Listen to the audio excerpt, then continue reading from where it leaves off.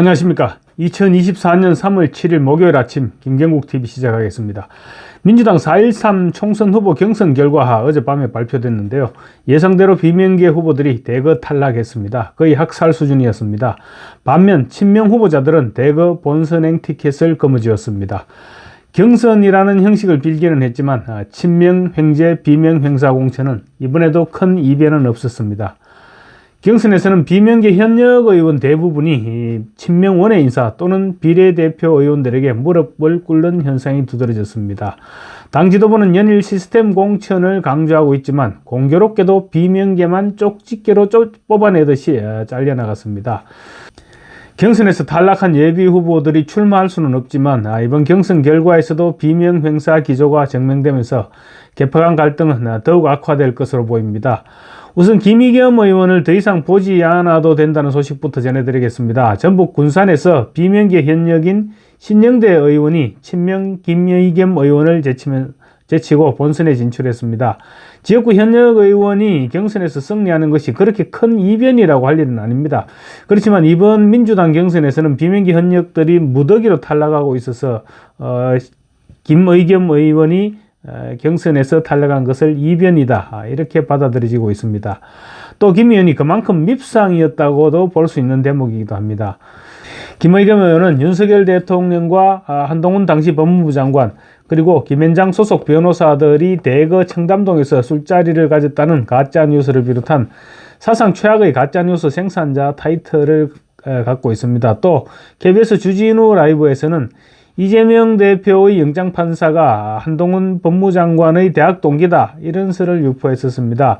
둘이 서울법대 92학번 동기라서 일부러 유창훈 판사가 당직일 때를 골라서 영장을 신청했고 영장 청구가 인용될 가능성이 높다 이렇게 주장했었던 것이죠. 물론 새빨간 거짓말이었습니다. 유창훈 부장판사와 당시 한동훈 법무부 장관은 동기도 아니고 서로 모르는 사이였습니다. 어쨌거나 22대 국회에서는 가짜뉴스 공장장 더 이상 보지 않아도 좋을 것 같습니다. 어젯밤 발표된 경선 결과를 소개시켜 드리겠습니다. 성남중원에서 하위 10% 통보를 받고 30% 감점을 감수하면서 경선에 임했던 윤영찬 의원 친문이죠. 비례대표인 친명 이수진 의원에게 패했습니다. 예상했던 결과입니다. 경기 남양주을에서도 하위 10% 통보를 받은 재선의 김한정 의원이 비례대표인 친명 김병주 의원에게 패배했습니다. 김한정 의원은 고 김대중 전 대통령의 비서 출신입니다. 서울 성북을에서는 역시 하위 10% 통보를 받은 박용진 의원이 3자 경선에서는 일단 살아남았습니다. 그래서 낙검수 출신인 강성 친명 정봉주 전 의원과 2차 경선을 실시하게 됐습니다. 그렇지만 2차 경선에서도 30% 페널티가 적용돼서 넘어야 할 산은 험난합니다. 박 의원은 당대표 경선과 대선 후보 경선 등에 출마해서 이재명 대표와 경쟁했었고 이 대표를 강하게 몰아붙였던 전과도 있습니다.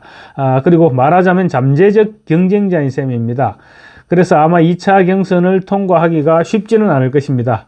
서울 은평을에서는 비명재선 강병원 의원이 친명 원외조직 더민주 전국혁신회 상임대표인 김우영 강원도당 위원장에게 패배했습니다. 민주당 최고위원회의에서는 김우영 후보가 강원도당 위원장 신분을 가진 상태에서 서울 은평을에 공천을 신청하는 것은 해당 행위다 이런 지적까지 이뤘습니다. 그렇지만 반대 의견은 결국 묵살됐고 최종적으로 공천장을 거머쥐었습니다. 서울 광진갑에서도 이낙연계로 분류되어 삼선 전혜숙 의원이 친명 이정현 JTBC 뉴스 앵커에게 패배했습니다. 경기 수원시정에서도 이변이 일어났습니다. 지난해 9월 원내대표로 있으면서 이재명 대표 체포동의안 가결 사태를 막지 못한 책임을 지고 물러났던 삼선의 삼선중진 비명 박광원 의원이 친명 김준혁 전략기획본부장에게 패배했습니다.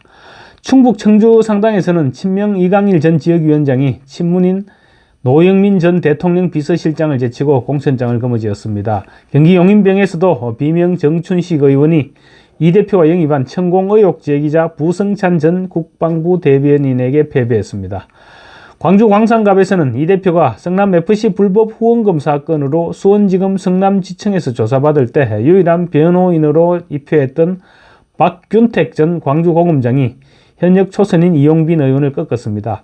박 전 고검장은 이재명 당대표 법률특보로 20% 가산점을 주기로 기준을 바꾸어서 특혜 논란이 일었죠. 민주당의 국민참여 여론조사 경선은 국민 50%, 당원 50% 대상으로 실시됩니다. 그런데 왜 극소수를 제외한 모든 친명 후보들이 경선에서 승리할 수 있었을까요? 우선 여론조사 방식의 ARS 전화를 통해서 실시됩니다. ARS 조사는 응답률이 굉장히 낮습니다. 관계자들 말에 따르면 100통 정도 전화를 걸면 한두 통 정도 끝까지 응답한다고 합니다. 그러니까 강성 지지층일수록 끝까지 듣고 대답할 확률이 높은 것이죠. 보통 사람들은 선거를 앞두고 사실 뭐 하루에도 몇 통씩 전화가 걸려오는데 보통 그냥 꺼버리죠. 다들 많이 경험하셨을 것입니다. 그래서 민주당 안팎에서는 강성 당원 500명 정도만 있으면 경선에서 충분히 이길 수 있다 뭐 이런 말까지 나오고 있습니다. 그러다 보니 실력자들이 권리 당원을 향해서 메시지를 보내는 경우도 종종 있습니다. 이번에 단수 공천으로 논란이 됐다가 경선으로 방침이 바뀐 권향엽 예비후보 이 경우도 국민경선 100%로 경선을 이제 실시하기로 했습니다만 경선에서 이재명 효과를 아마 상당 부분 누릴 수 있지 않겠느냐 이렇게 예상되고 있습니다. 이번 논란은 역설적으로 이 대표가 권 예비 후보를 확실하게 지지하고 있다는 메시지로 해석될 수밖에 없기 때문입니다. 그리고 또 민주당은 여론조사 기관도 유명 업체를 쓰지를 않습니다.